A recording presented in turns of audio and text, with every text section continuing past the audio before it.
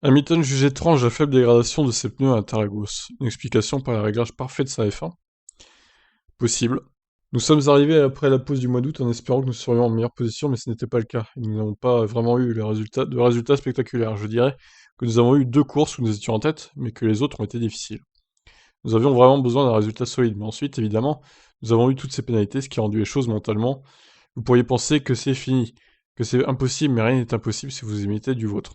C'est pourquoi nous avons cultivé une attitude mentale positive et nous sommes allés nous battre les armes à la main. Comment Hamilton pouvait-il expliquer son formidable rythme du samedi comme du dimanche, sans oublier son tour de Q3 qui aurait pu être le plus gros écart entre le premier et le deuxième avec 438 millièmes d'avance sur Verstappen? Même Bottas estimait que son coéquipier était dans une autre catégorie. Hamilton est un des premiers surpris, d'autant plus en raison de la chaleur qu'il faisait à Interlagos. C'est vrai que d'habitude, Mercedes, avec la chaleur, c'est pas très compatible, on va dire. Honnêtement, nous avons travaillé si dur pour essayer chaque week-end, évidemment, d'amener la voiture dans une situation où nous pourrons être compétitifs, mais nous étions sans réponse au Mexique face au rythme qu'ils ont été capables d'avoir chez Red Bull. Puis nous arrivons sur une piste où la dernière fois, ils étaient très forts ici en 2019. J'ai anticipé une météo chaude pour le dimanche, et nous savions que ce serait potentiellement un talon d'Achille pour nous.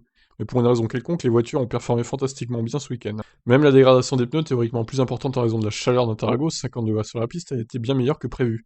Pour Hamilton, il s'en étonnait. Et puis une fois que j'étais devant Max, il me restait du pneu avant gauche, et je pouvais donc continuer à piloter rapidement, donc c'était étrange, parce que c'était pas normal. Mais nous le prenons, on est très heureux de ce résultat. J'ai choisi de prendre une direction ce week-end que nous avons tous les deux choisi et qui a très bien fonctionné pour nous deux. Et nous avons vraiment optimisé la voiture dans ces conditions ce week-end, et oui, j'ai vraiment été surpris d'être capable de suivre Max de si près.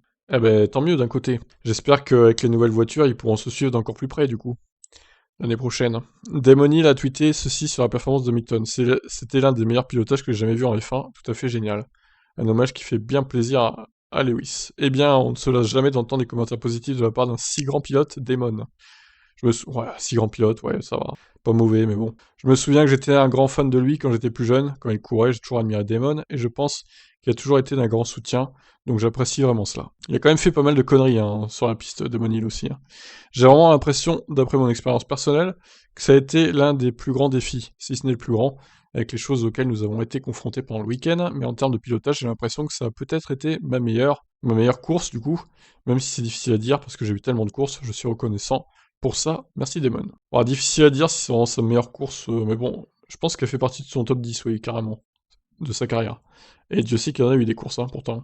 Bon, eh ben voilà, est-ce que c'est la meilleure course d'Hamilton qui ait jamais faite, du coup? Peut-être le meilleur week-end, par contre, parce que le mec est quand même remonté hier aussi. Donc, ouais, week-end très très solide, en tout cas, pour Hamilton. Sur ce, je vous laisse commenter. Ciao, ciao.